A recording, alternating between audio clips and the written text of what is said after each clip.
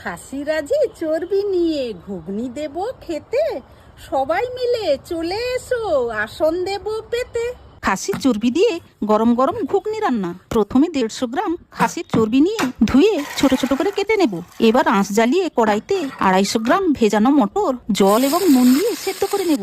বড় বড় 3টে আলু ছোট ছোট করে কেটে নুন দিয়ে ভেজে নেব। চিনি এবং তেজপাতা ফোড়ন দিয়ে পেঁয়াজ কুচি, রসুন বাটা, আদা বাটা, টমেটো কুচি দিয়ে কষিয়ে লঙ্কা গুঁড়ো, হলুদ গুঁড়ো, জিরে গুঁড়ো, ধনে গুঁড়ো এবং নুন দিয়ে বেশ কিছুক্ষণ কষিয়ে নেব।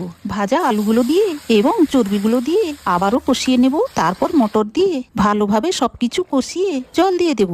সেদ্ধ হয়ে এলে শেষে গরম মশলা ছড়িয়ে দিলেই রেডি খাসির চর্বি দিয়ে ঘুগনি রান্না। এবার শীতের সকালে গরম গরম মুড়ি, পরোটা, লুচি এসবের সাথে পরিবেশন করুন এই অসাধারণ সুস্বাদু গরম গরম খাসির চর্বি দিয়ে ঘুগনি।